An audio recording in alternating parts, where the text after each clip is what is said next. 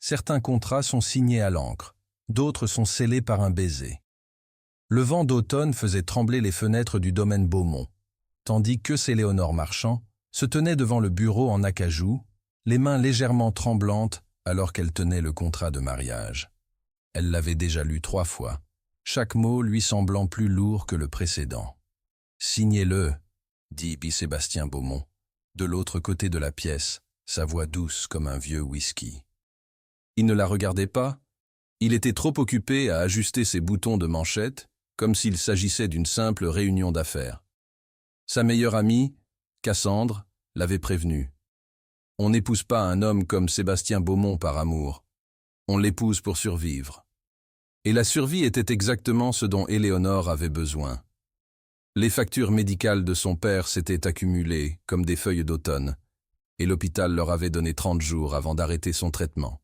« 1 an, murmura-t-elle, plus pour elle-même que pour lui. Un héritier.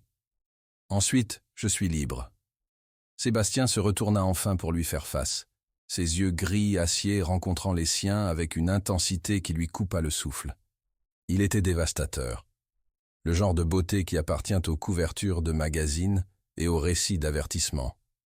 À 35 ans, il avait bâti un empire qui rendait les hommes adultes nerveux et avait la réputation d'obtenir exactement ce qu'il voulait. « Libre », répéta-t-il, un fantôme de sourire jouant sur ses lèvres. « C'est ce que vous pensez que dit ce contrat ?» Avant qu'elle puisse répondre, il traversa la pièce en 3 longues enjambées. Il était maintenant assez proche pour qu'elle puisse sentir son parfum, quelque chose de cher et boisé qui lui faisait penser à des forêts interdites. Page 7, paragraphe C, murmura-t-il, tendant le bras au-delà d'elle pour feuilleter le document. Son bras frôla le sien, et elle se détesta de l'avoir remarqué. « L'avez-vous lu attentivement ?» Les yeux d'Éléonore parcoururent la page. Son cœur s'arrêta. En cas de conception réussie et de naissance du premier héritier, la partie contractante s'engage à envisager la possibilité d'une seconde conception, les termes devant être négociés de bonne foi. « Envisager ?» répéta-t-elle, sa voix montant. « Ce n'est pas ce dont nous avions discuté. »« Non », acquiesça Sébastien, son visage exaspérant de calme. « Nous avons discuté de ce que vous aviez besoin d'entendre pour signer. Je vous dis ce que vous avez réellement accepté. » Éléonore recula d'1 pas, serrant le contrat contre sa poitrine comme un bouclier. « Vous ne pouvez pas être sérieux. Je ne suis pas une machine à faire des enfants. » « Bien sûr que non. » Il le dit si raisonnablement, comme s'ils discutèrent de la météo. « Vous êtes ma femme, à partir de demain après-midi, à 2 heures précises. C'est de la folie, c'est du commerce. » Il prit le contrat de ses mains, doucement, mais fermement. « Votre père reçoit son traitement. Ma famille obtient son héritier. Tout le monde y gagne. »« Sauf moi, » rétorqua Éléonore, surprise par sa propre audace. Pour la première fois, quelque chose vacilla dans l'expression de Sébastien. Quelque chose qui aurait pu être du respect ou peut-être de l'amusement. « Vous pensez perdre quelque chose, mais vous n'avez pas encore vu ce que j'offre. L'argent ne m'intéresse pas. » Je ne parlais pas d'argent. La façon dont il le dit fit frissonner sa peau. Éléonore se força à soutenir son regard, à ne pas détourner les yeux même si chaque instinct lui criait de fuir. « Que se passe-t-il si je dis non ?» demanda-t-elle doucement. Sébastien posa le contrat sur le bureau. Il marcha vers la fenêtre, sa silhouette sombre contre la lumière déclinante. Quand il parla à nouveau, sa voix était plus douce, presque dangereuse dans sa douceur. « Vous ne le ferez pas, parce que vous n'êtes pas le genre de femme qui laisse son père mourir pour préserver sa fierté. Vous êtes plus forte que ça, plus intelligente. » Il se retourna vers elle. « Et c'est exactement pourquoi je vous ai choisi. » Le lendemain, Éléonore se tenait dans la chapelle privée du domaine Beaumont, vêtue d'une robe de soie crème qui avait coûté plus que son salaire annuel de bibliothécaire. Il n'y avait pas d'invité. Sébastien avait insisté sur l'intimité. Juste le prêtre, Cassandre, comme témoin, et l'avocat impassible de Sébastien, maître Philippe Durand. « Acceptez-vous, Éléonore Marie Marchand, de prendre cet homme ?» « Oui, dit-elle, avant que le prêtre puisse finir. Elle voulait que ce soit terminé. La main de Sébastien était chaude quand il glissa l'anneau à son doigt, une alliance en platine incrustée de diamants qui captaient la lumière comme des étoiles emprisonnées. Quand le prêtre lui dit d'embrasser la mariée, Sébastien prit son visage dans ses deux mains et l'embrassa avec une intensité qui lui fit oublier, juste un instant, que tout cela n'était qu'une transaction. Ses lèvres étaient douces mais autoritaires, son toucher à la fois doux et possessif. Quand il se retira enfin, son pouce caressa sa lèvre inférieure. « Mienne », murmura-t-il, si doucement qu'elle seule put l'entendre. La réception fut tout aussi minime, juste un petit dîner dans la salle à manger formelle du domaine. Éléonore toucha à peine à sa nourriture, trop consciente du regard de Sébastien sur elle depuis l'autre bout de la table. « Nerveuse ?» demanda-t-il, faisant tournoyer son vin. « Devrais-je l'être ?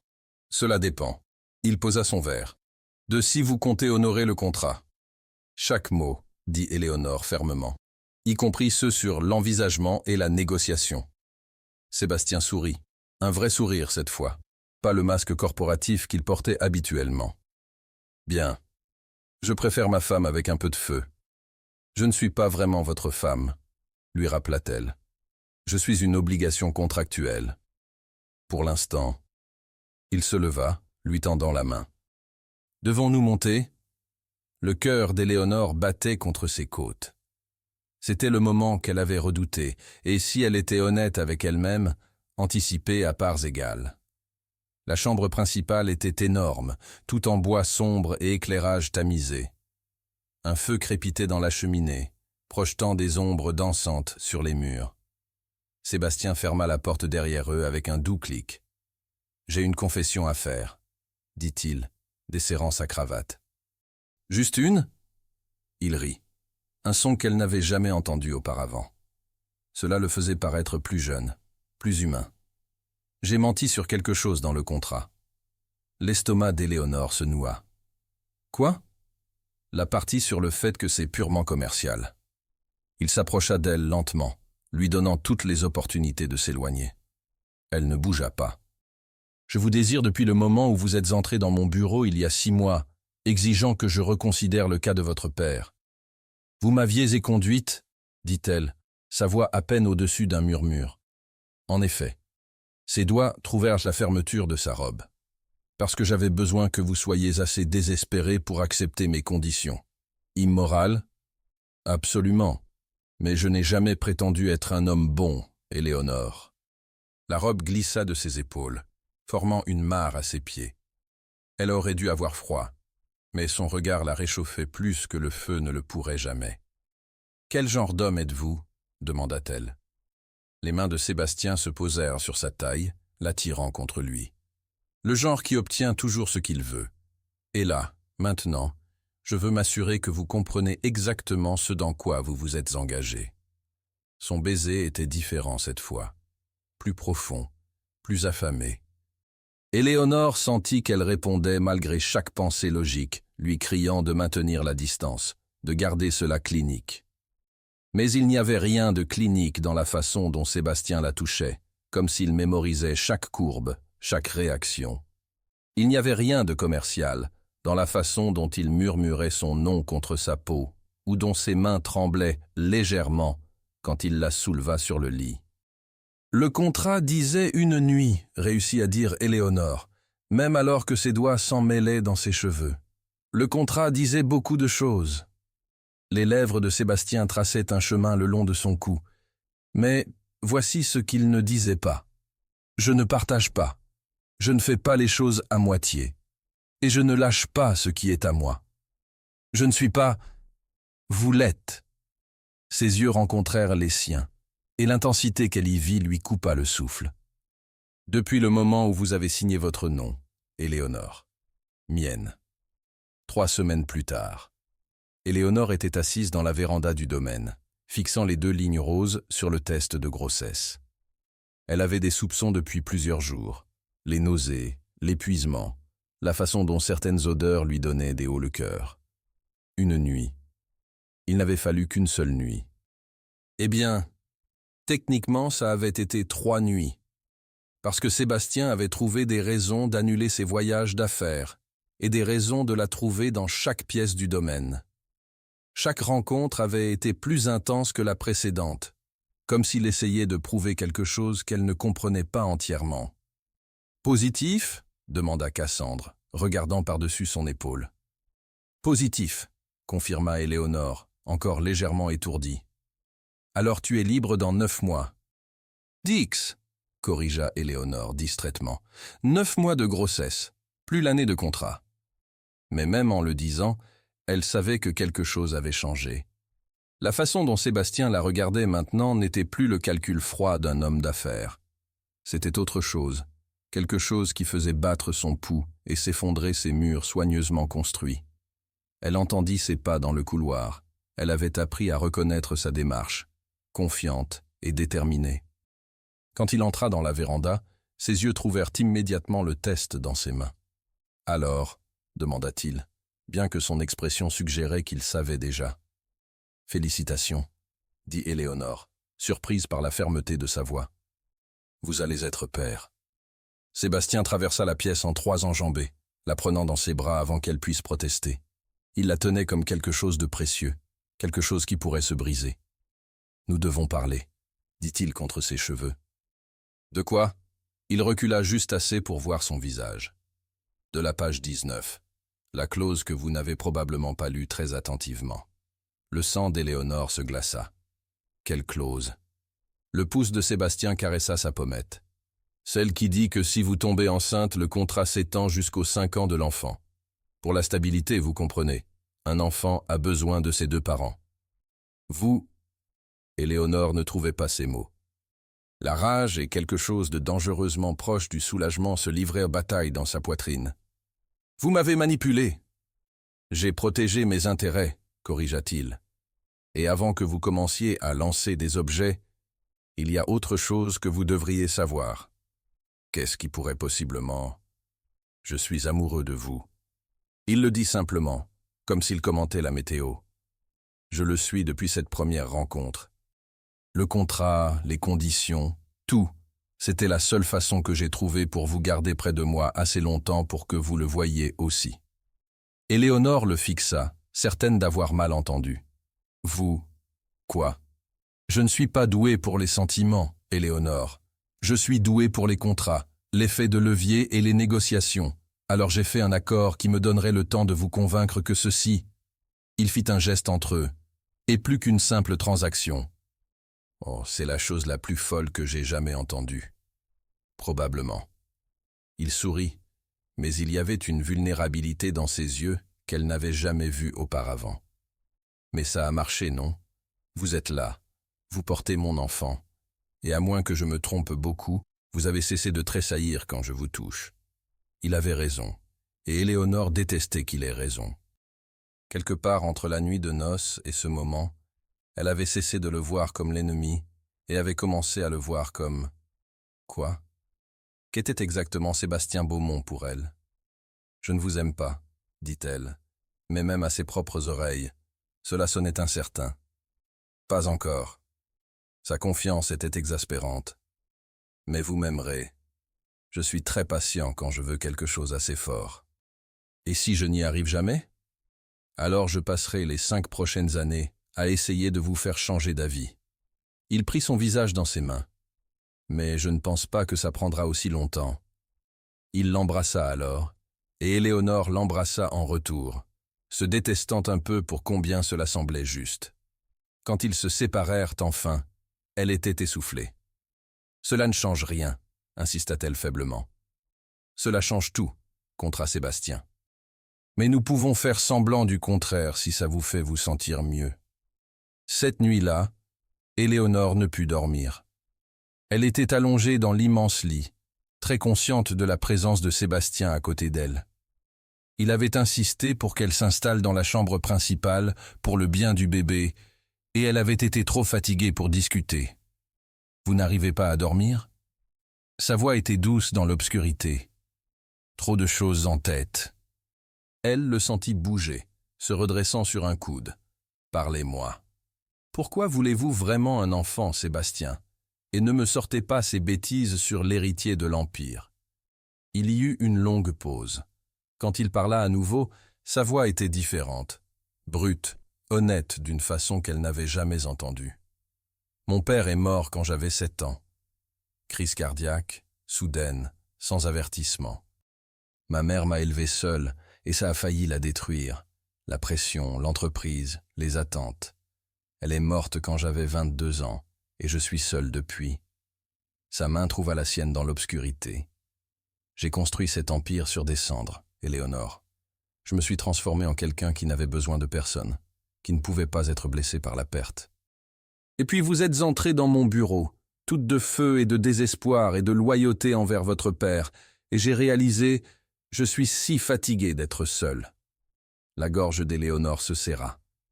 Alors vous m'avez piégé. Alors je nous ai donné à tous les deux ce dont nous avions besoin. Vous aviez besoin d'argent pour votre père. J'avais besoin d'une raison de croire en quelque chose au-delà des rapports trimestriels et des cours de bourse. Ses doigts s'entrelacèrent avec les siens. Est-ce que c'était mal? Probablement. Est-ce que je le regrette? Pas le moins du monde.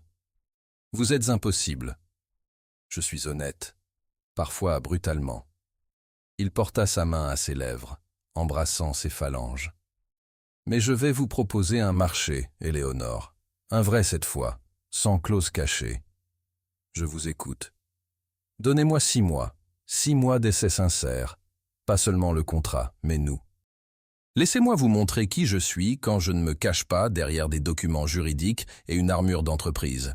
Et si au bout de 6 mois vous voulez toujours partir, je vous laisserai partir. J'annulerai le contrat, je créerai un fonds en fidéicommis pour le bébé et vous n'aurez plus jamais à me revoir. Et si je reste? Alors nous brûlons le contrat et nous repartons à zéro. Un vrai mariage, un vrai partenariat, un vrai tout. Éléonore se tourna vers lui, distinguant à peine ses traits dans l'obscurité. Pourquoi devrais-je vous croire? Parce que je suis l'homme qui a remué ciel et terre pour vous avoir. Et je ne fais pas les choses à moitié. Vous vous souvenez? Elle aurait dû dire non. Chaque fibre logique de son être lui criait de dire non, de se protéger, de maintenir ses murs. 6 mois, s'entendit-elle dire. Mais j'ai des conditions. Elle pouvait entendre le sourire dans sa voix. Bien sûr que vous en avez. Je vous écoute.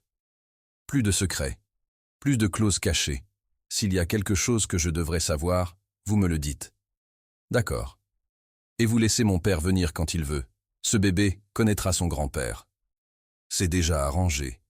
J'ai fait transférer ses traitements dans l'aile privée de l'hôpital Édouard Herriot. Les meilleurs médecins, tout est couvert.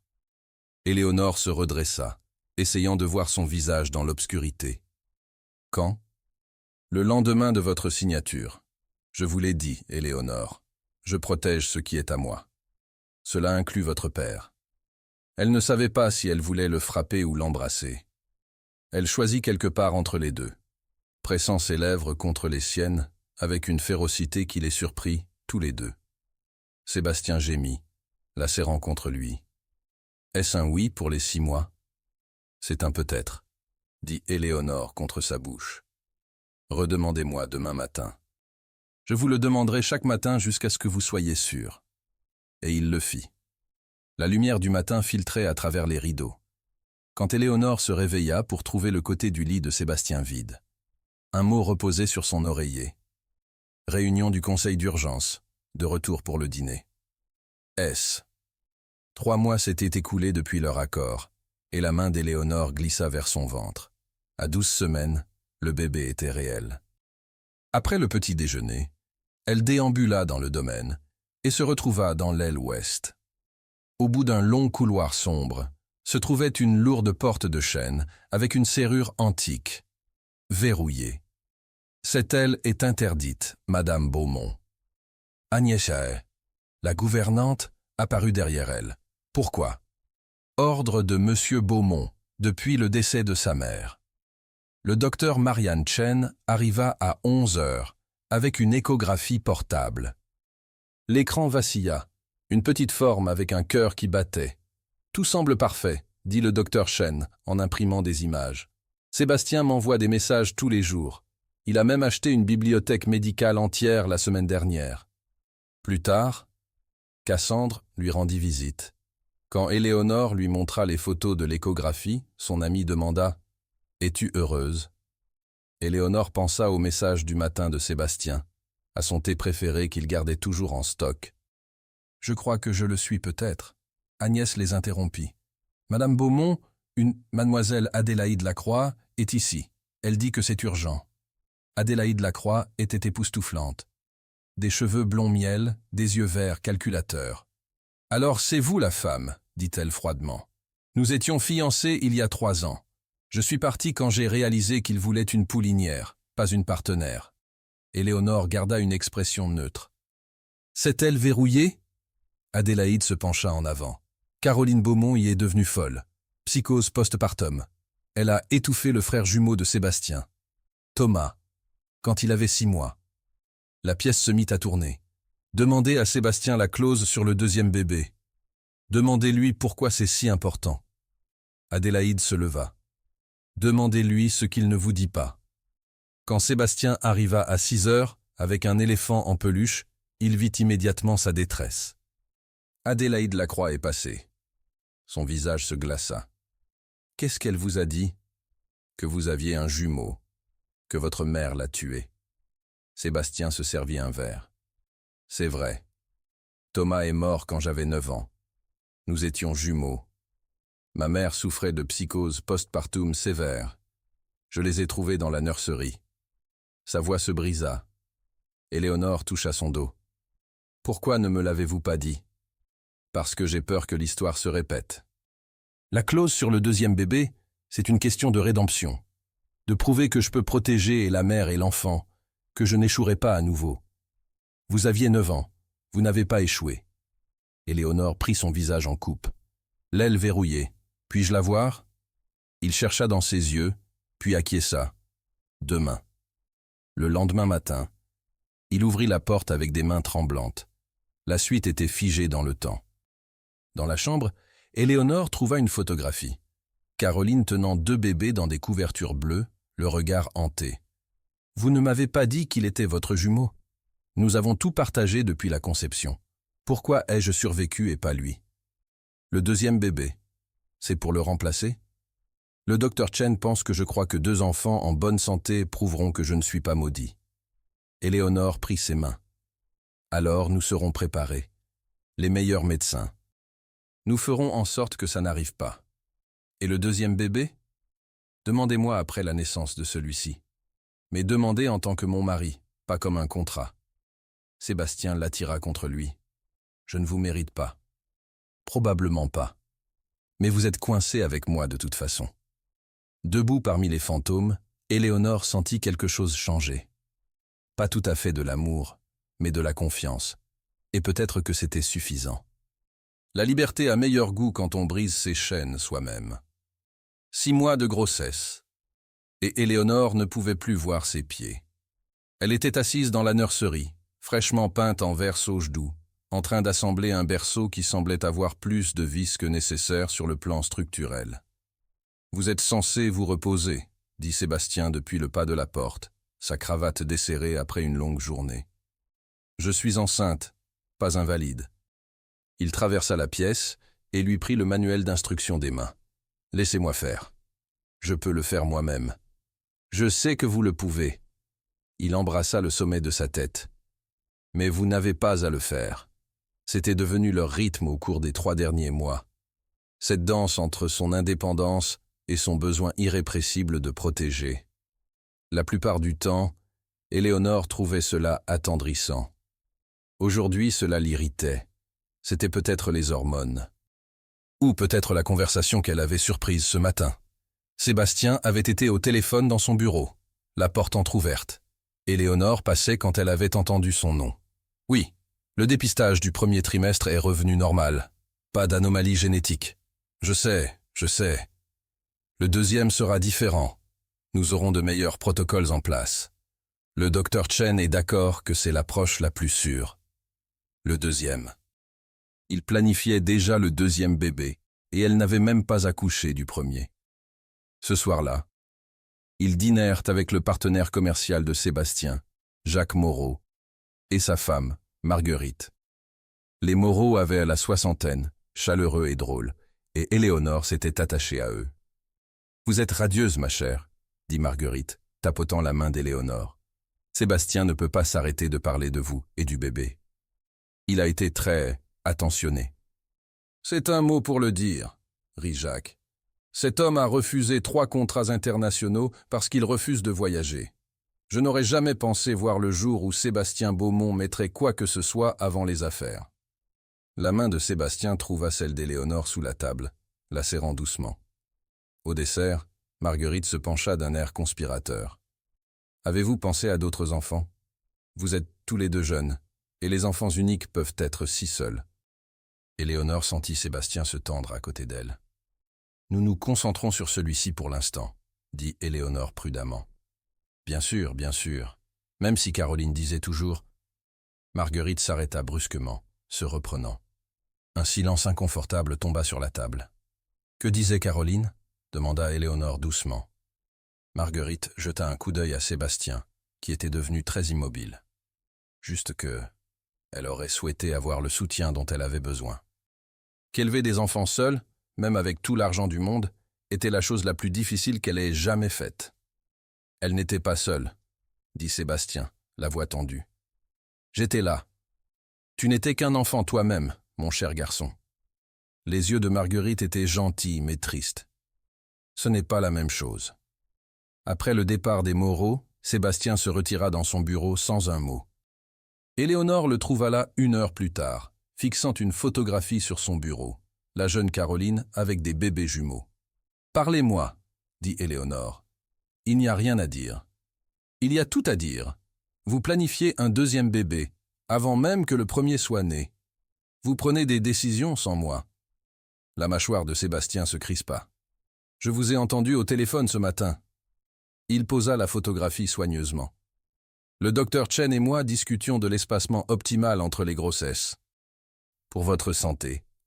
Pour ma santé ou pour votre tranquillité d'esprit? Ça ne peut pas être les deux. Éléonore s'assit dans le fauteuil face à son bureau. J'ai besoin que vous m'entendiez, Sébastien. Vraiment, je ne suis pas votre mère. Ce bébé n'est pas Thomas.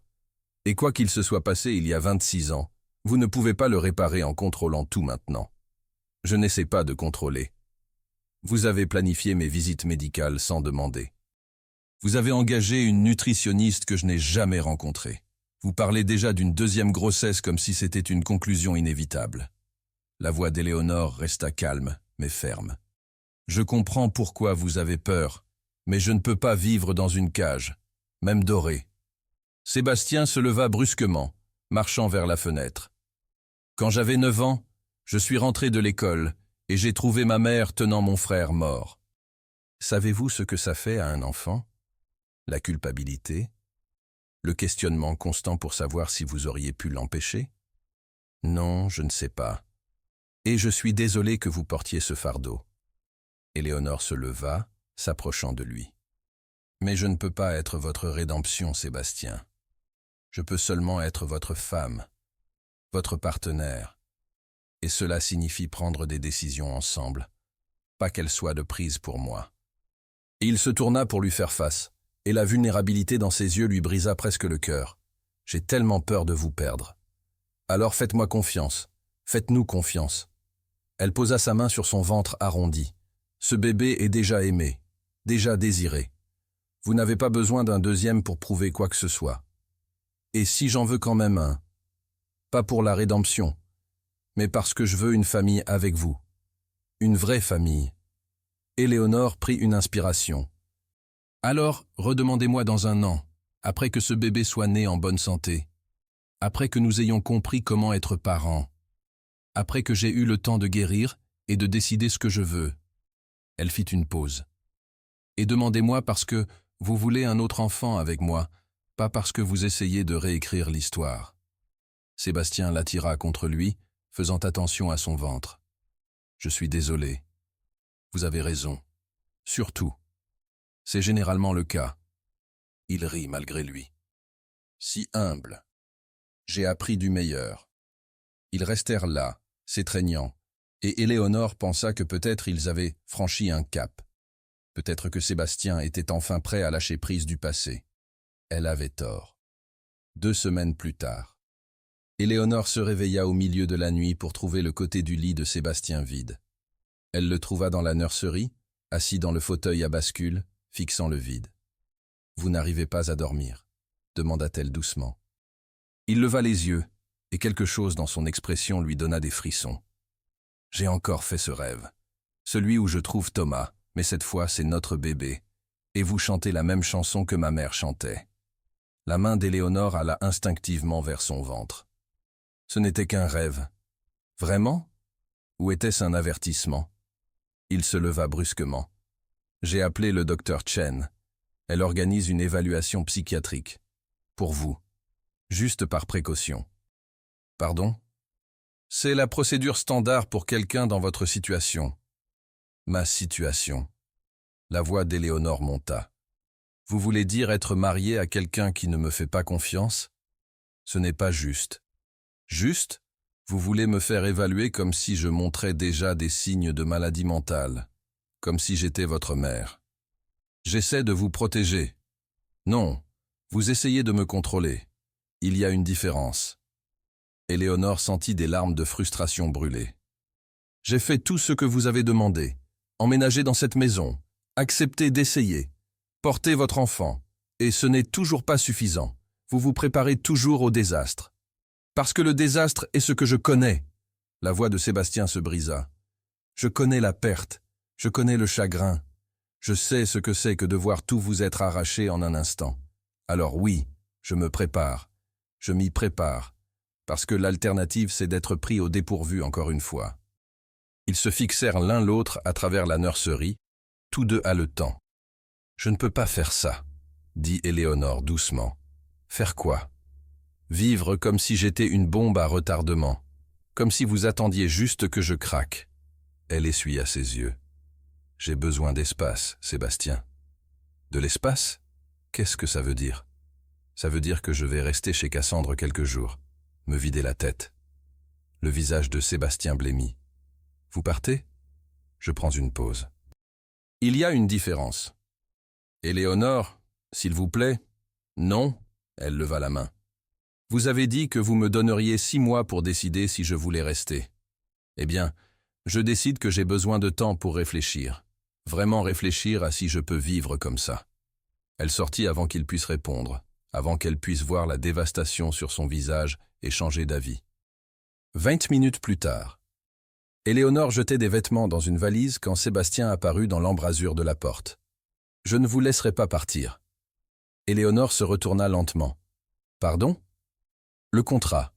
Clause 23. Vous n'êtes pas autorisé à quitter les lieux pendant la grossesse sans mon approbation. Pendant un moment, Éléonore ne put respirer. Vous invoquez le contrat? Maintenant? Je protège mon enfant. Quelque chose en Éléonore se brisa. Votre enfant. Pas notre enfant. Votre enfant. Votre contrat. Vos conditions. Elle ferma la valise de ses mains tremblantes. Vous voulez me garder ici de force? Allez-y. Enfermez-moi dans cette aile avec le fantôme de votre mère. Mais ne vous attendez pas à ce que je vous aime pour ça. Elle le poussa pour passer, valise à la main. Sébastien attrapa son bras. Pas fort, mais fermement. Éléonore, arrêtez. Lâchez-moi. Pas avant que vous m'écoutiez. J'ai dit lâchez-moi. Elle se dégagea, et le mouvement soudain la fit trébucher. Sébastien la rattrapa, mais la valise tomba, son contenu se répandant sur le sol. Parmi ses vêtements, un petit bâtonnet blanc roula. Un test de grossesse. Pas celui d'il y a 3 mois. Un nouveau. Avec 2 lignes roses. Éléonore et Sébastien le fixèrent tous les deux. Quand? La voix de Sébastien était à peine un murmure. Les mains d'Éléonore tremblaient. Je l'ai découvert ce matin. J'allais vous le dire au dîner, mais ensuite vous avez mentionné l'évaluation psychiatrique, et sa voix se brisa. Je n'ai pas pu vous dire qu'il pourrait y avoir un autre bébé quand vous êtes déjà si terrifié par celui-ci. Sébastien ramassa le test avec des mains tremblantes. Un autre bébé. Nous allons avoir un autre bébé. Peut-être. C'est tôt. Ça pourrait être un faux positif. Je n'ai pas encore confirmé avec le docteur Chen. Il la regarda, et Éléonore vit quelque chose changer dans son expression. Pas de la joie, pas exactement. Quelque chose de plus compliqué. Du soulagement mêlé de terreur, mêlé de quelque chose qui ressemblait presque à du chagrin. J'ai été tellement concentré à empêcher l'histoire de ma mère de se répéter, dit-il lentement, que je l'ai recréée. En vous isolant, en vous contrôlant, en vous faisant sentir piégé. Éléonore ne dit rien. Vous avez raison de partir. Sébastien reposa le test. Vous devriez y aller. Restez chez Cassandre aussi longtemps que nécessaire. Je demanderai à Agnès de vous envoyer plus d'affaires demain matin. Quoi? Je ne peux pas vous garder prisonnière, Éléonore. Je refuse. Même si le contrat dit que je peux... Et bon sang, quel genre d'homme écrit ça dans un contrat? Je ne le ferai pas. Il passa sa main dans ses cheveux. Je vous aime. Je veux que vous restiez. Mais vous devez le vouloir aussi. Et là maintenant, je vous ai donné toutes les raisons de fuir. Éléonore resta figée, la valise oubliée. S'il y a un autre bébé, continua Sébastien, alors nous le découvrirons ensemble. Votre choix, votre calendrier, vos conditions. Plus de contrat, plus de clauses. Juste nous, essayant de construire quelque chose de vrai. Il croisa son regard. Mais je comprendrai si vous ne pouvez pas, si j'ai déjà tout gâché. Pendant un long moment, Éléonore ne bougea pas. Puis, lentement, elle referma la valise. « Je vais quand même chez Cassandre, » dit-elle. « Mais pas pour toujours, juste quelques jours, pour réfléchir. » Sébastien hocha la tête, ne se faisant pas confiance pour parler. Éléonore marcha vers la porte, puis s'arrêta. « Pour ce que ça vaut, je ne pense pas que vous soyez votre père, et je ne pense pas que je sois votre mère. Mais nous devons découvrir qui nous sommes vraiment, avant de pouvoir être parents. D'un bébé ou de deux. Je sais. » Elle partit sans se retourner. Sébastien se tint dans la chambre vide, entouré des affaires éparpillées d'Éléonore, tenant un test de grossesse qui pouvait tout signifier, ou rien. Puis il fit quelque chose qu'il n'avait pas fait depuis ses 9 ans. Il pleura. Pas des larmes silencieuses, pas un chagrin digne, mais des sanglots laids, haletants, qui venaient de quelque part au plus profond de sa poitrine. Pour Thomas, pour sa mère, pour l'enfance qu'il avait perdue, pour la peur qu'il portait depuis 26 ans, et pour la femme qu'il aimait, qu'il avait fait fuir en la serrant trop fort. Quand Agnès le trouva 2 heures plus tard, toujours assis par terre, elle ne dit rien. Elle s'assit juste à côté de lui, cette femme qui travaillait pour sa famille depuis avant sa naissance, et lui tint la main pendant qu'il s'effondrait. « Elle reviendra », dit finalement Agnès. « Comment le savez-vous ?»« Parce qu'elle vous aime, espèce d'idiot, même si elle ne l'a pas encore dit. » Agnès serra sa main. « Mais quand elle reviendra, vous devez être meilleur. Être l'homme qu'elle mérite, pas l'enfant effrayé que vous avez été. » Sébastien hocha la tête, incapable de parler. Le lendemain matin, il appela le docteur Chen, pas pour organiser une évaluation psychiatrique, mais pour en programmer une pour lui-même. Certains secrets sont cachés à la vue de tous. D'autres sont enterrés dans des documents juridiques. L'appartement de Cassandre sentait la lavande et le café frais. Éléonore était assise sur le canapé familier et usé, essayant d'expliquer pourquoi elle avait quitté un manoir pour dormir sur un futon. « Donc tu pourrais être enceinte du bébé numéro 2, Sébastien a invoqué une clause contractuelle, puis t'a immédiatement libéré et s'est effondré en larmes. C'est le résumé, oui. Et tu es quand même parti. » Éléonore sirota son thé. « J'avais besoin de prouver que je le pouvais, que je ne suis pas piégé. » Son téléphone vibra. Un message de Sébastien. Le docteur Chen a confirmé. « Je commence la thérapie mardi. Pas de pression pour que vous reveniez. Je voulais juste que vous sachiez que j'essaie. S. » Éléonore montra le message à Cassandre. « Hein? Je ne m'y attendais pas. » Éléonore non plus. Le 4e jour, le docteur Chen appela. « Éléonore, pourriez-vous passer au cabinet? Il y a quelque chose dont nous devons discuter. Vous devriez tous les deux le voir. » Éléonore retrouva Sébastien dans la salle d'attente du docteur Chen. Il avait l'air épuisé, des cernes sous les yeux, son apparence habituellement impeccable froissée. Éléonore. Écoutons ce qu'elle a à dire. Le docteur Chen sortit un épais dossier. J'ai été la médecin de Caroline depuis la naissance de Sébastien. Après qu'il m'a parlé de la thérapie, j'ai réexaminé tout son dossier médical. J'ai trouvé quelque chose qui n'a jamais été divulgué. Elle ouvrit le dossier à une page marquée. Caroline n'a pas eu de psychose postpartum après la mort de Thomas. Elle l'a eue après la naissance de Sébastien et Thomas. Sévère, nécessitant 3 mois d'hospitalisation. Sébastien était devenu complètement immobile. Votre père, André Beaumont, l'a étouffé. Il l'a fait soigner en Suisse, a dit à tout le monde qu'elle se remettait d'un accouchement difficile. Quand elle est revenue, il a engagé des soins 24 heures sur 24, mais a fait jurer le secret à tout le monde. L'expression du docteur Chen était peinée. Il avait une peur panique du scandale. Mais elle allait bien avec nous, dit Sébastien. Je me souviens, elle était médicamentée et surveillée pendant 9 ans. Puis votre père a pris une décision. Il voulait un autre enfant, un héritier et un de rechange, comme il disait. Éléonore se sentit mal. Caroline a dit non. Elle ne pouvait pas risquer une autre grossesse. Mais André a menacé de divorcer, ce qui signifiait perdre complètement votre garde. Alors elle a accepté, contre tous les avis médicaux. Les mains de Sébastien tremblaient. Elle ne voulait pas de Thomas. Quand Thomas est né, la psychose est revenue. Pire. Les médecins ont recommandé une hospitalisation immédiate, mais André a refusé. Il venait de lancer une acquisition majeure. Il ne pouvait pas avoir sa femme internée pendant les négociations. Le docteur Chen ferma le dossier. 6 mois plus tard, Thomas est mort, et tout le monde a blâmé Caroline. Le bureau était silencieux. « Pourquoi nous dire ça maintenant ?» demanda Éléonore. Le docteur Chen regarda Sébastien. « Parce que vous devez comprendre que ce qui s'est passé n'était pas inévitable. C'était le résultat de choix faits par quelqu'un qui valorisait le contrôle plus que le soin. » Elle fit une pause. « Et parce que je vous vois faire des choix similaires. L'évaluation psychiatrique? Les clauses contractuelles? Vous n'êtes pas votre père, Sébastien. Mais vous marchez sur ses traces. » Dehors. Sébastien resta figé. « Je l'ai toujours blâmée, dit-il. Toute ma vie, j'ai pensé qu'elle était faible. Et c'était lui depuis le début. Vous étiez un enfant. Vous ne saviez que ce qu'on vous avait dit.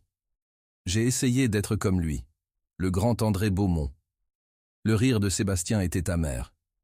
Et c'était un monstre. Éléonore s'approcha. Il a fait des choix terribles. Ce n'est pas obligé d'être votre histoire. Et si ça l'est, alors vous changez. » Éléonore prit sa main. C'est ce que font les gens quand ils réalisent qu'ils sont sur le mauvais chemin. Sébastien regarda leurs mains jointes. La clause du 2e bébé, c'est exactement ce qu'il lui a fait. Oui, je suis tellement désolé, Éléonore. Je sais. Si vous ne voulez jamais d'autres enfants, si vous voulez partir. Sébastien. Éléonore attendit qu'il croise son regard. Je ne suis pas parti parce que je ne vous aime pas. Je suis parti parce que je vous aime, et j'avais besoin que vous voyiez ce que vous faisiez. Vous m'aimez? Vraiment? Éléonore s'était retenue pendant des mois. Mais debout ici, avec tous leurs secrets exposés, l'abandon ressemblait moins à une défaite qu'à un lâcher-prise. Oui, je vous aime, même quand vous êtes impossible et contrôlant et effrayé. Sébastien l'attira contre lui, faisant attention à son ventre. Je ne vous mérite pas. La question n'est pas ce que vous méritez. C'est ce pourquoi vous êtes prêt à travailler. N'importe quoi. Tout. Éléonore prit une inspiration. J'ai refait un test ce matin. 3 tests, en fait. Sébastien attendit. Tous négatifs, faux positifs. Le stress, probablement. Elle observa son visage, cherchant de la déception ou du soulagement. Au lieu de cela, elle vit de l'acceptation. « Alors nous avons le temps, » dit Sébastien. « Le temps de bien faire les choses. Le temps d'être prêt, si nous décidons que nous en voulons un autre. Vous n'êtes pas déçu? Je suis soulagé. Pas parce que je ne veux pas plus d'enfants avec vous. J'en veux, un jour. Mais parce que nous pouvons le choisir ensemble quand nous serons tous les deux prêts. Pas de pression. Pas de clause. » Il embrassa son front. « Juste nous. Ils rentrèrent ensemble. Sébastien avait encadré le contrat avec une note. La pire idée que j'ai jamais eue. Plus jamais. Cette nuit-là, dans la nurserie, ils parlèrent pendant des heures du genre de parents qu'ils voulaient être, des erreurs qu'ils ne répéteraient pas, de l'amour qu'ils choisiraient au lieu du contrôle. « Je réfléchissais, » dit Sébastien en prenant sa main. « À la maison. »« Quoi à la maison ? » ?»« Je veux la vendre. » Éléonore se redressa. « Quoi ? Pourquoi ? » ?»« Parce que c'est la maison d'André, son héritage, son monument au contrôle. » Il regarda autour de lui. « Je veux que nous choisissions notre propre maison, ensemble. Quelque chose qui soit à nous, quelque part, sans ailes verrouillées et fantômes. » Éléonore sentit quelque chose se desserrer dans sa poitrine. « Vous feriez vraiment ça ? Je ferais n'importe quoi pour nous. » Il fit une pause. « À moins que vous ne vouliez la garder. »« Mon Dieu, non. Je déteste cet endroit depuis le premier jour. » Sébastien rit, sincèrement et librement. « Alors c'est décidé. Nous commencerons à chercher la semaine prochaine. » 2 semaines plus tard, ils trouvèrent une maison. Une maison de caractère rénovée avec un grand jardin et pas d'ailes verrouillées. En la visitant, Sébastien serra sa main. « Parfaite, dit-il, mais il ne regardait pas la maison. Il la regardait elle. « Parfaite, acquiesça Éléonore. Parfois la vérité éclate quand on s'y attend le moins, devant tous ceux qui comptent. 8 mois de grossesse. Et Éléonore avait l'impression de porter une pastèque qui avait appris à donner des coups de pied. Elle se tenait devant le miroir dans leur nouvelle maison, plus petite, plus chaleureuse, avec des murs couleur crème et des fenêtres qui laissaient entrer la vraie lumière du soleil, essayant de fermer la fermeture éclair d'une robe de soirée de maternité.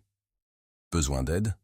Sébastien apparut derrière elle, déjà habillé en smoking. J'ai besoin de ne pas avoir la taille d'une petite planète. Il sourit, remontant doucement la fermeture. Vous êtes belle. Radieuse, en fait. Vous êtes obligé de dire ça. C'est dans le manuel du mari. Il y a un manuel ? Il embrassa son cou. Pourquoi personne ne m'a donné de copie ? Éléonore se tourna pour lui faire face. Êtes-vous sûr pour ce soir ? On pourrait ne pas y aller, dire que je suis trop fatigué. Le gala annuel de la Fondation Beaumont, le plus grand événement caritatif de l'année, auquel assistaient tous les gens qui comptaient dans leur cercle social. Sébastien le redoutait depuis des semaines. « Nous ne nous cachons plus, dit-il fermement. D'ailleurs, j'ai quelque chose que je veux dire, publiquement. Sébastien, faites-moi confiance. » Éléonore étudia son visage. Au cours des 3 derniers mois, quelque chose avait changé en lui. La thérapie fonctionnait. La peur était toujours là. Elle pouvait la voir parfois, tard dans la nuit quand il pensait qu'elle dormait. Mais il apprenait à vivre avec plutôt qu'à la laisser le contrôler. « D'accord, » dit-elle finalement. « Mais si Adélaïde se montre, elle ne le fera pas. Je m'en suis assuré. » La salle de bal du grand hôtel était spectaculaire. Lustres en cristal, champagne à flot, et assez de robes de créateurs pour financer un petit pays. Éléonore se sentit trop habillée et pas préparée quand ils entrèrent. Immédiatement, ils furent assaillis.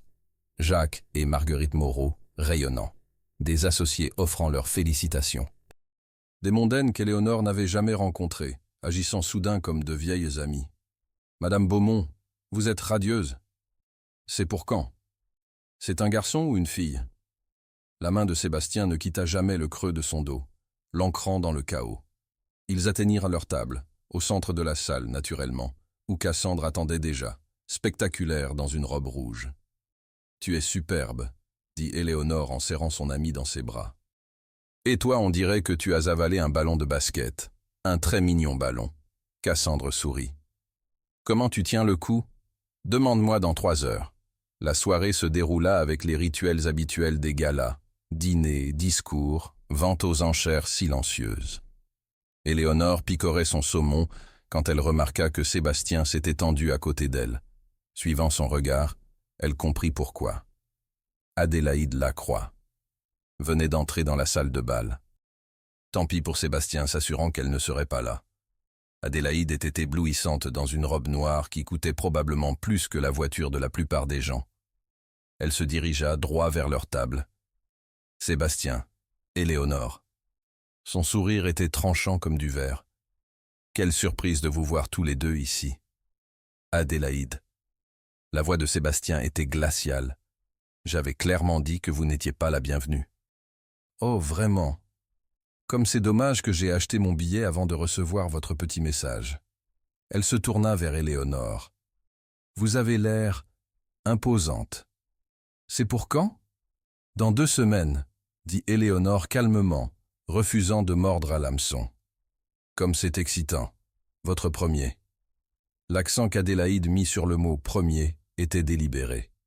J'ai entendu par la bande que Sébastien planifiait déjà un deuxième. Les vieilles habitudes, je suppose. Cassandre se leva. Je pense qu'il est temps pour vous de partir. Je ne fais que commencer. Les yeux d'Adélaïde brillaient. Éléonore vous a-t-elle déjà dit la vraie raison de ma visite ce jour-là? Ce n'était pas juste pour la mettre en garde sur Caroline. La mâchoire de Sébastien se crispa. Adélaïde, ne faites pas. Je suis venu lui parler du fonds en fidéicommis. Celui qu'André a créé spécifiquement pour un deuxième héritier Beaumont. 2 millions d'euros, accessible seulement si Sébastien a 2 enfants vivants avant ses 40 ans. Adélaïde sourit triomphalement. C'est la vraie raison de la clause sur le deuxième bébé. Pas le chagrin, pas la rédemption, l'argent. Les tables voisines s'étaient tues, les gens tendant l'oreille pour entendre. Éléonore sentit le sang quitter son visage. C'est vrai. Sébastien se leva brusquement. Nous partons. Répondez à sa question, Sébastien. Adélaïde jubilait clairement. Dites à votre femme la vérité. Dites-lui que chaque mot doux, chaque séance de thérapie, chaque promesse, tout ça n'a été que pour sécuriser 2 millions d'euros. Ça suffit. La voix de Sébastien trancha la salle comme une lame. Il se tourna pour faire face à la foule, pour faire face à tous ceux qui regardaient. Vous voulez la vérité? Très bien, laissez-moi vous la donner. Il prit la main d'Éléonore, l'attirant pour qu'elle se tienne à côté de lui. Oui, il y a un fonds en fidéicommis. Oui, mon père l'a créé avec des conditions qui exigeaient 2 héritiers avant mes 40 ans, qui est, pour ceux qui comptent, l'année prochaine. Et oui, quand j'ai d'abord rédigé ce contrat avec Éléonore, cet argent faisait partie de mon calcul. Éléonore essaya de retirer sa main, mais il la tint fermement. Mais voici ce qu'Adélaïde a commodément omis. Il y a 3 mois, j'ai fait dissoudre le fidéicommis par mes avocats. J'ai fait don de chaque centime à la recherche sur la santé mentale post-partum, au nom de ma mère. Parce que je ne veux pas de l'argent sale de mon père. Je ne veux rien qui soit construit sur sa manipulation et son contrôle. Il se tourna vers Éléonore, ses yeux intenses. La clause sur le deuxième bébé n'est pas une question d'argent. Elle ne l'a jamais vraiment été. C'était une question de peur, d'essayer de réécrire l'histoire, de croire que je pouvais réparer le passé si je contrôlais l'avenir assez étroitement. La salle était maintenant complètement silencieuse.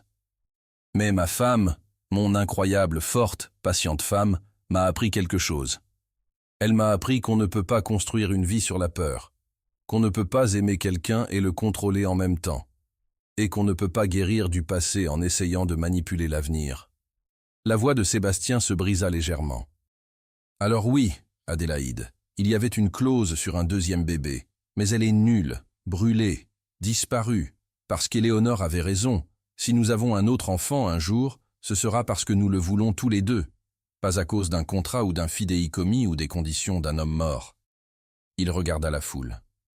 Mon père était un homme d'affaires brillant et un être humain terrible. Il a contrôlé ma mère jusqu'à ce que ça la tue.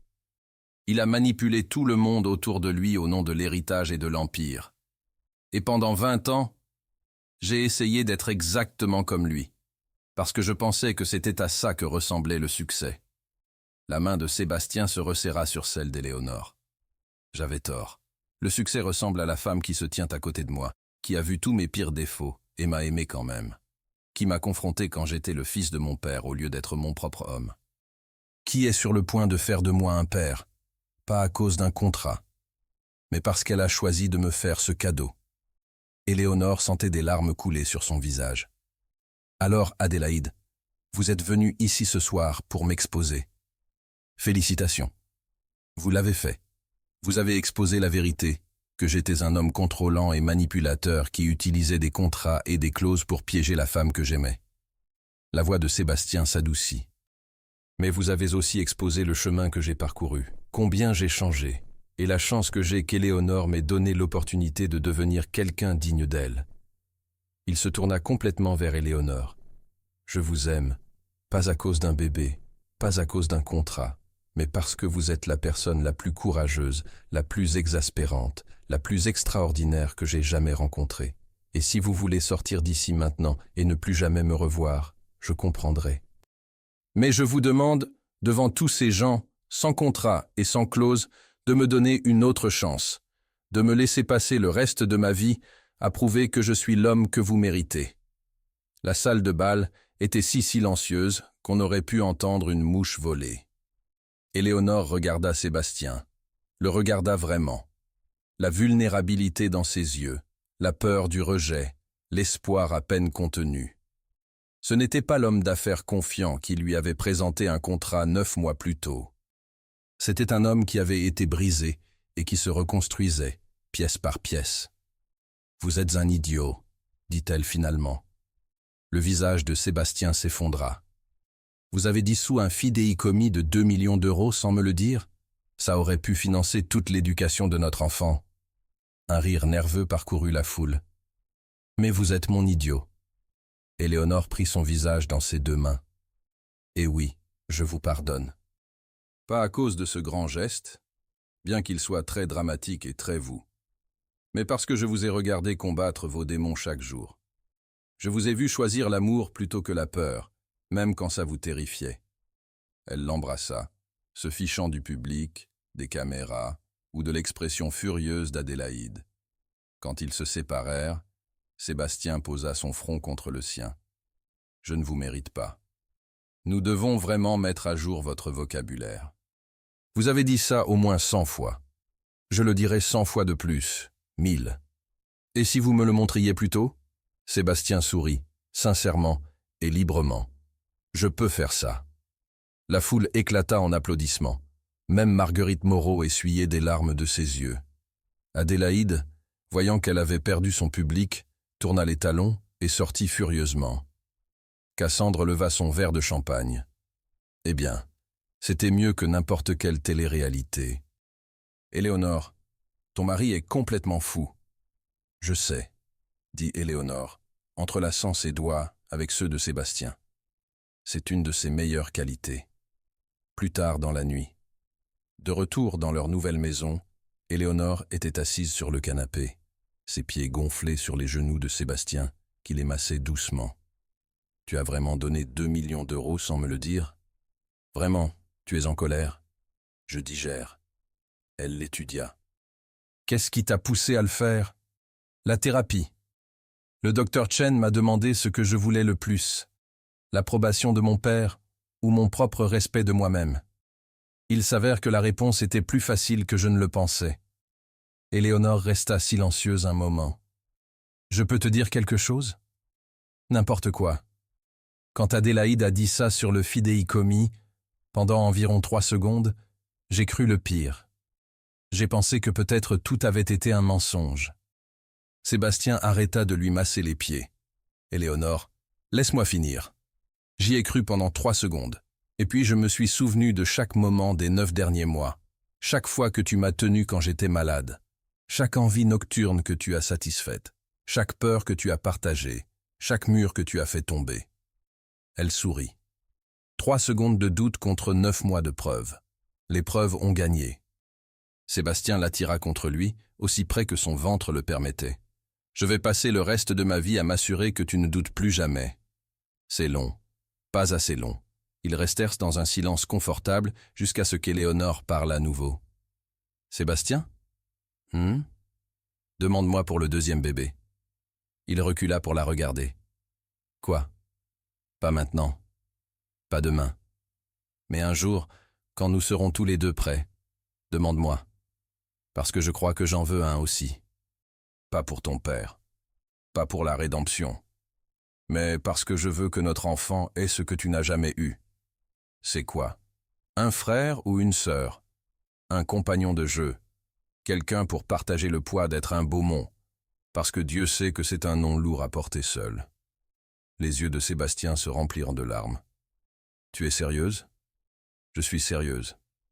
Un jour, quand nous serons prêts, quand nous déciderons ensemble. Elle posa sa main sur son ventre, où leur bébé faisait de la gymnastique. Mais d'abord, voyons si nous survivons à celui-ci. Nous y arriverons, ensemble. Ensemble, acquiesça Éléonore. Et pour la première fois depuis le début de tout ce voyage, elle y croyait complètement. Certaines fins ne sont que le début de quelque chose de mieux. 2 semaines plus tard, à 3h47 du matin, Éléonore se réveilla avec une sensation comme si quelqu'un avait enroulé une ceinture autour de son milieu et tiré fort. « Sébastien », murmura-t-elle. Il fut éveillé instantanément, des années de sommeil léger s'avérant enfin utiles. Qu'est-ce qui ne va pas? Je crois, une autre contraction arriva, plus forte cette fois. Je crois que c'est le moment. Sébastien bondit du lit comme s'il avait été électrocuté, trébuchant immédiatement sur ses propres chaussures et manquant de se fracasser contre la commode. D'accord, d'accord. Le sac pour l'hôpital. Où est le sac pour l'hôpital? À côté de la porte. Où il est depuis 3 semaines. Exact. Oui. La porte. Il commença à mettre son pantalon à l'envers. Je devrais appeler le docteur Chen. Sébastien, respirez. Je respire. Je suis parfaitement calme. Je suis... Oh mon Dieu, c'est du sang? C'est la poche des os qui se rompt. C'est normal. Normal. D'accord. Totalement normal. Il réussit enfin à mettre son pantalon correctement.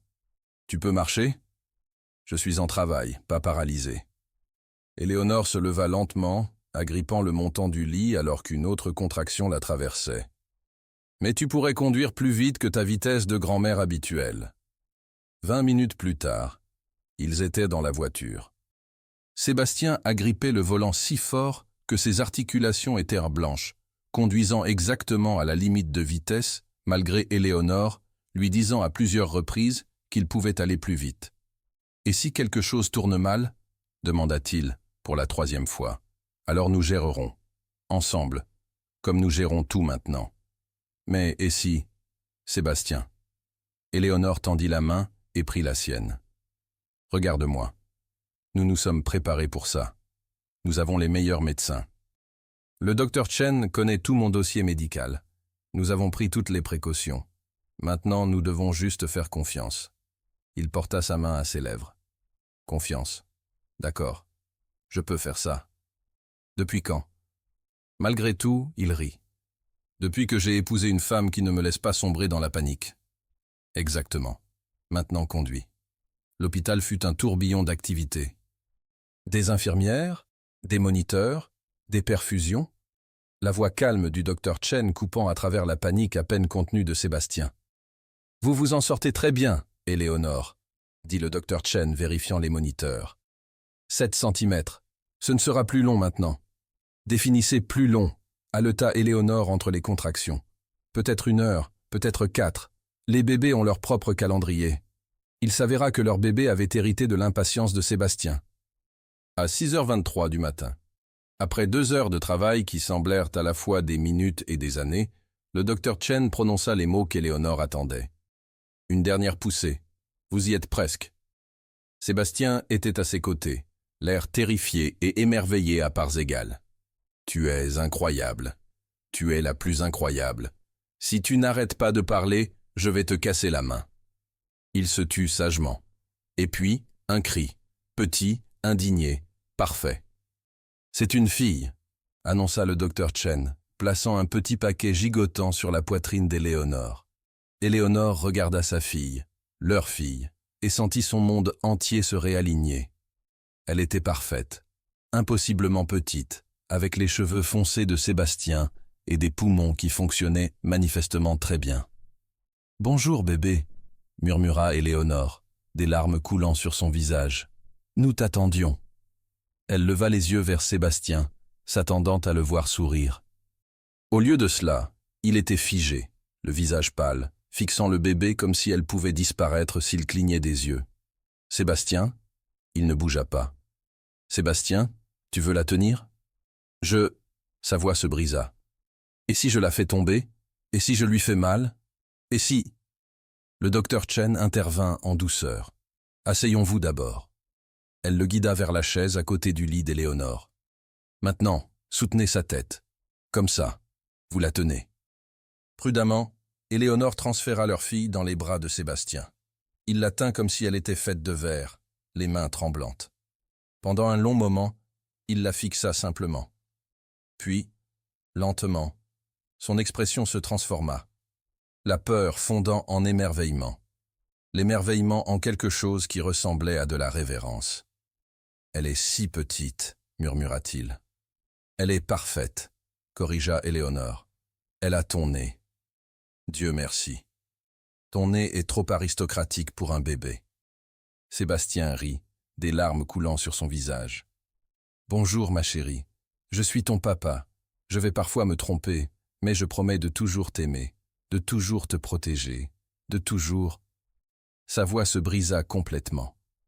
Le bébé bâilla, totalement indifférent à l'effondrement émotionnel de son père, et s'endormit promptement dans ses bras. Le docteur Chen sourit. « Je vais vous laisser tous les trois un moment seuls. Tout semble parfait.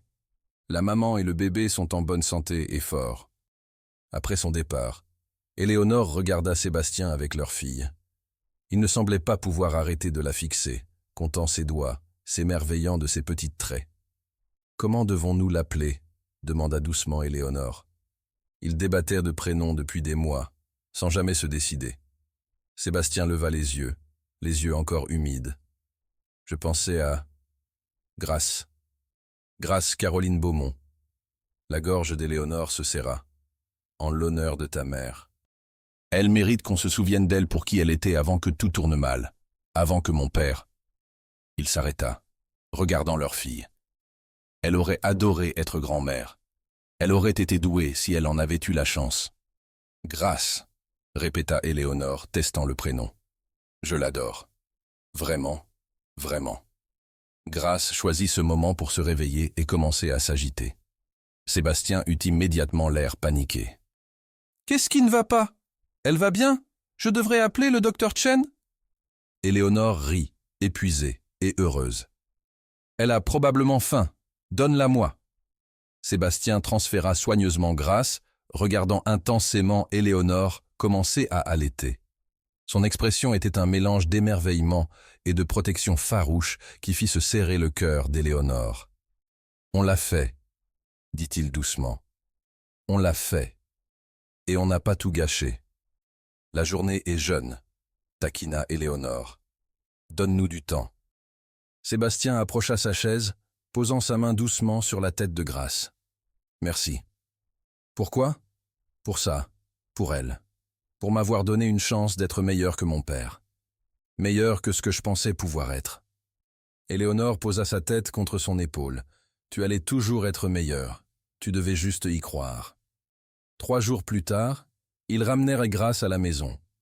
La nurserie qu'ils avaient passé des mois à préparer semblait soudain inadéquate. Comment une pièce pouvait-elle être digne de quelque chose d'aussi précieux?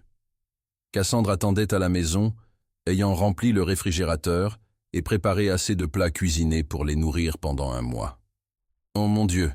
souffla-t-elle quand elle vit Grâce. « Elle est parfaite. »« Je peux la tenir ?»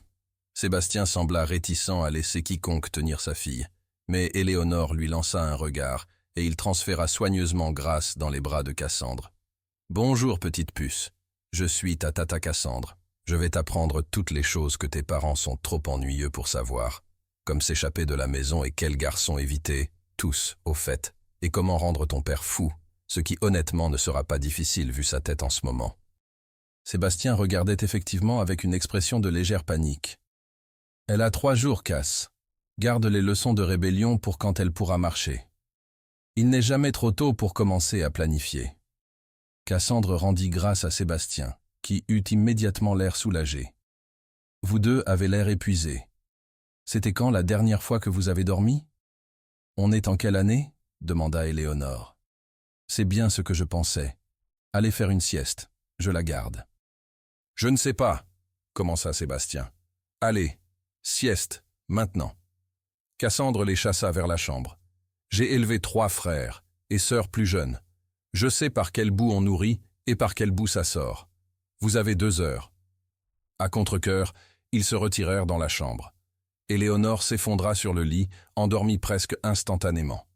Sébastien resta dans l'embrasure de la porte, l'air tiraillé. « Elle ira bien », marmonna Éléonore sans ouvrir les yeux. « Cassandre a raison, nous devons dormir quand nous le pouvons. » Sébastien finit par se glisser dans le lit, attirant Éléonore contre lui. En quelques minutes, ils étaient tous les deux partis. Ils se réveillèrent 2 heures plus tard, quand Cassandre secoua doucement l'épaule de Sébastien. « Elle a faim, et je ne peux pas aider avec ce problème particulier. » Éléonore tituba jusqu'au salon pour trouver Grâce qui pleurait, pas contrariée, juste exigeante, dans son couffin. À l'instant où Éléonore la prit, Grâce se calma, cherchant à téter. « Elle t'a déjà complètement enroulé autour de son petit doigt, » observa Cassandre, regardant Sébastien tourner anxieusement autour d'elle. « Elle a 3 jours. Elle obtient tout ce qu'elle veut. Ça va être un problème quand elle aura 16 ans. » 16 ans ? Sébastien eut l'air horrifié. Elle ne sort avec personne avant 30 ans, minimum. Éléonore et Cassandre échangèrent un regard et éclatèrent de rire. Au cours des semaines suivantes, ils s'installèrent dans le rythme épuisant et merveilleux de la nouvelle parentalité. Sébastien avait pris 1 mois complet de congé, au grand choc de son conseil d'administration, et passait ses journées à apprendre à changer les couches, à maîtriser l'emmaillotage, et à lire à Grâce des livres qu'elle était bien trop jeune pour comprendre. « Je suis assez sûr qu'elle ne comprend pas l'économie keynésienne, » dit Éléonore un après-midi, le trouvant en train de lire un manuel pendant que Grâce dormait sur sa poitrine. Il n'est jamais trop tôt pour commencer son éducation. Elle a 3 semaines. Exactement. Nous sommes déjà en retard. Mais malgré ses plaisanteries, Éléonore pouvait voir le changement en lui. La peur était toujours là. Elle le surprenait à vérifier Grâce plusieurs fois par nuit, s'assurant qu'elle respirait, mais elle ne le consumait plus. Il apprenait à faire confiance, à lâcher prise, un peu. Une nuit, Éléonore se réveilla pour trouver son côté du lit vide. Elle le trouva dans la nurserie, assis dans le fauteuil à bascule, avec Grâce dans ses bras.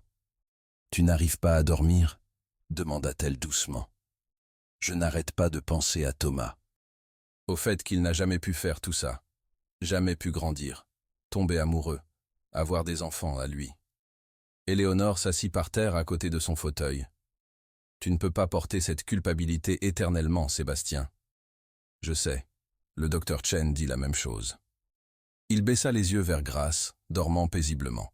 « Mais je peux l'honorer. Je peux être le père pour Grâce que notre père n'a jamais été pour nous. Je peux briser le cycle. Tu le fais déjà. Comment tu le sais? Parce que tu es là, au milieu de la nuit, tenant ta fille, réfléchissant à comment être meilleur. Ce n'est pas quelque chose que ton père aurait fait. » Sébastien fut silencieux un moment. Je pensais à quelque chose. Quoi? Le 2e bébé. Le souffle d'Éléonore se coupa. Pas maintenant, ajouta-t-il rapidement. Pas avant un moment.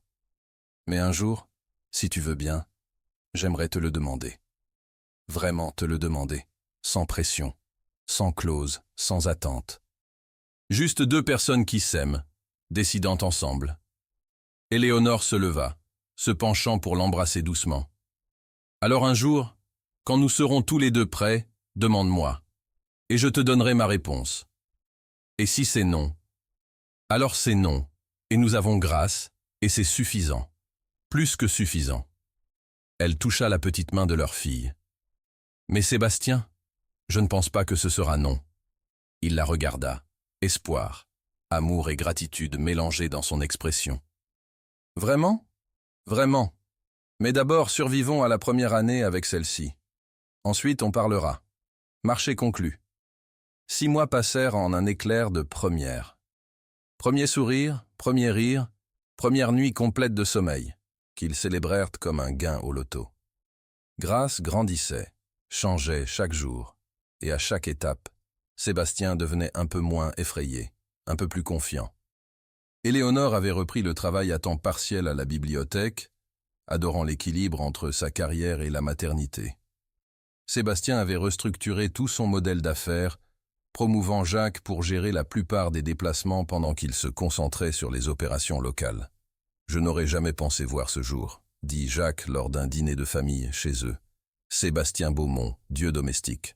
« Je préfère père dévoué », dit Sébastien, faisant expertement faire son rot à Grace sur son épaule, tout en vérifiant quelque chose sur son téléphone. Marguerite rayonna vers Éléonore. « Vous lui avez fait tellement de bien, ma chère. Il est devenu l'homme que Caroline avait toujours espéré qu'il serait. » Plus tard, après le départ de tout le monde et Grace endormie, Éléonore et Sébastien étaient assis dans le salon de leur maison, leur vraie maison, celle qu'ils avaient choisie ensemble. « Heureuse ?» demanda Sébastien, en la serrant contre lui. Épuisée, couverte de régurgitation, n'ai pas fait une nuit complète depuis 6 mois. Éléonore sourit, complètement heureuse. Moi aussi. Même sans le deuxième bébé? La famille parfaite que tu imaginais? Sébastien la regarda sérieusement. Éléonore, je tais-toi. J'ai Grace. J'ai une vie qui est désordonnée et réelle, et rien comme ce que j'avais prévu. C'est mieux que tout ce que j'imaginais. Mais, pas de mais. Enfin, un mais. Il prit sa main. Je sais qu'on avait dit qu'on attendrait 1 an, mais je dois demander... Le cœur d'Éléonore bondit. Serais-tu d'accord pour brûler le contrat original? Genre, vraiment le brûler? Je sais que je l'ai encadré comme un rappel. Mais je n'en veux plus. Je ne veux aucun rappel de comment tout ça a commencé. Je veux juste me souvenir de ce que nous sommes devenus. Éléonore sentit des larmes lui piquer les yeux. Je crois que c'est la chose la plus romantique que tu aies jamais dite. Ouais. Ils le brûlèrent cette nuit-là dans la cheminée, regardant les pages se gondoler et noircir. Les mots qui avaient autrefois contrôlé leur vie se transformèrent en cendres. « Bon débarras », dit Éléonore. « Bon débarras », acquiesça Sébastien, l'enveloppant de ses bras par derrière. Alors que la dernière page du contrat se transformait en fumée, Éléonore sentit quelque chose en elle s'apaiser. Ils avaient recommencé avec la peur et le contrôle, et des conditions impossibles. Mais ils avaient construit quelque chose de réel. Quelque chose qui n'avait pas besoin de contrat ou de clause. Juste de l'amour, juste de la confiance, juste eux. « Sébastien, » dit doucement Éléonore. « Demande-moi pour le deuxième bébé. » Il devint très immobile. « Maintenant. » Sébastien la tourna pour lui faire face, ses mains douces sur ses épaules. Éléonore Marchand-Beaumont, amour de ma vie, mère de mon enfant, femme qui m'a sauvé de moi-même, envisagerais-tu un jour, quand nous serons tous les deux prêts, d'avoir un autre bébé avec moi? Pas à cause d'une clause ou d'un fidéicommis ou d'une histoire de rédemption, mais parce que je t'aime, et j'aime être père, et j'adorerais donner à Grace un frère ou une sœur. Si tu le veux aussi. Éléonore fit semblant d'y réfléchir.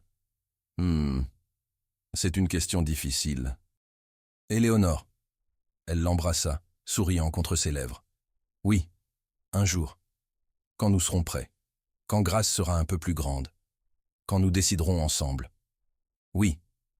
Sébastien la souleva et la fit tournoyer, riant. Vraiment? Vraiment. Mais Sébastien? Oui. Cette fois, pas de contrat, pas d'avocat, pas de clause cachée. Juste toi et moi, faisant un choix ensemble. Juste toi et moi, acquiesça-t-il. Toujours. 2 ans plus tard. Théodore André Beaumont est né, nommé sans référence à aucun parent décédé, juste parce qu'ils aimaient tous les deux ce prénom. Il est arrivé avec 3 semaines d'avance, hurlant à plein poumon, et Sébastien n'a paniqué que pendant environ 5 minutes, avant de basculer en mode papa confiant. Grace, maintenant une petite fille pleine d'énergie, était fascinée par son petit frère. « Bébé !» annonçait-elle fièrement à quiconque voulait l'entendre. « Mon bébé !»« Techniquement, c'est le bébé de tout le monde !» essaya d'expliquer Sébastien. « Mon bébé !» insista Grace, embrassant la tête de Théodore avec assez de force pour le faire pleurer. Éléonore regardait depuis son lit d'hôpital, épuisée et délirieusement heureuse, alors que sa famille, sa vraie famille, choisie, parfaitement imparfaite, se rassemblait autour d'elle. « On l'a fait, » dit Sébastien, assis à côté d'elle avec Théodore dans les bras. « On l'a vraiment fait. »« Tu doutais ?»« Chaque jour. Mais tu sais quoi ? » ?»« Quoi ? » ?»« Le doute en valait la peine. Parce que ça, il fit un geste vers leurs enfants, leur vie, leur amour. C'est tout ce que je n'avais jamais su avoir besoin. Grâce grimpa sur le lit, se blottissant contre Éléonore. « Maman, j'ai faim. »« Bien sûr que tu as faim. » Éléonore rit, embrassant le sommet de la tête de sa fille. « Sébastien, tu peux. » Déjà en action. Il sortit le sac de goûter qu'ils avaient appris à toujours avoir sur eux. « Crackers ou fruits ? Les deux !» Alors que Grâce mâchait joyeusement et que Théodore somnolait dans les bras de Sébastien, Éléonore pensa au chemin qu'ils avaient parcouru, d'un contrat signé par désespoir à une famille construite sur le choix, de la peur à la confiance, du contrôle au lâcher-prise. Ça n'avait pas été facile. Il y avait eu des disputes et des larmes, et des moments où Éléonore se demandait s'ils y arriveraient, mais ils y étaient arrivés. Pas grâce à un grand geste romantique ou un plan parfait, mais parce que chaque jour, ils se choisissaient l'un l'autre. Chaque jour, ils choisissaient l'amour plutôt que la peur. Chaque jour, ils choisissaient d'être meilleurs que leurs pires moments.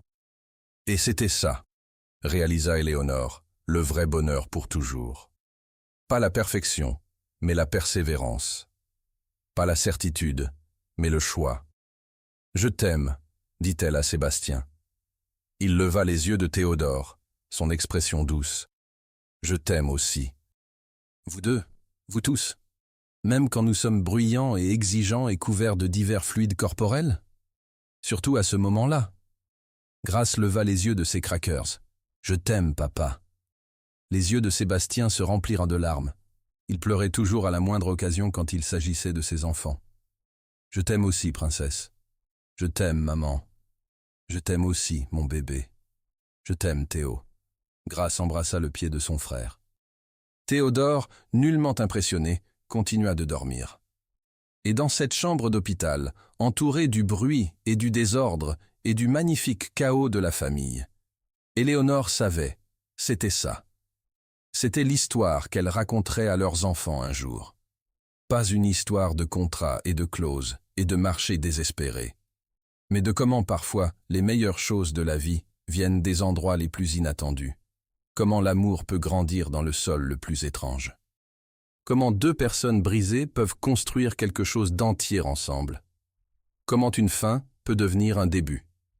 Et comment le bonheur pour toujours n'est pas une destination. C'est un choix qu'on fait chaque jour. 5 ans plus tard. La maison des Beaumont était un chaos incarné. Grâce avait 7 ans, convaincue qu'elle allait devenir vétérinaire astronaute princesse. Théodore avait 3 ans, traversant une phase où il ne répondait qu'au nom de T-Rex. Et bébé, Caroline, parce qu'Éléonore avait insisté pour honorer la mère de Sébastien correctement, avait 6 mois et venait de découvrir la joie de lancer la nourriture. Sébastien franchit la porte après le travail pour trouver Éléonore couverte de ce qui ressemblait à de la purée de petits pois, Grâce construisant une fusée avec les coussins du canapé, Théodore rugissant sur le chat, et Caroline gloussant de façon maniaque dans sa chaise haute. « Je suis rentré !» cria-t-il. « Papa !» Grâce et Théodore lui sautèrent dessus simultanément. « Comment était le travail ?» demanda Éléonore, essayant d'essuyer les petits pois de ses cheveux. « Ennuyeux. J'ai conclu un contrat de 50 millions d'euros, totalement routinier. » Il l'embrassa, retirant un morceau de petit pois de sa joue. « Comment était ta journée ?» Caroline a appris à lancer, avec une précision impressionnante. « Je vois ça. » Grâce a construit une fusée. « Je vois ça aussi. » Et Théodore n'arrête pas de rugir. Sur ces mots, Théodore rugit. Sébastien rit, prenant Caroline dans ses bras, qui attrapa immédiatement sa cravate. « Donc, une journée normale ?»« Complètement normale. » Éléonore s'appuya contre lui, épuisée et heureuse. « Notre réunion de famille est la semaine prochaine, au fait. Tes cousins au second degré viennent. On a des cousins au second degré? Apparemment oui. Et ils amènent 6 enfants entre eux. Les yeux de Sébastien s'écarquillèrent d'une horreur feinte. On doit déménager, ce soir. Trop tard, j'ai déjà confirmé notre présence.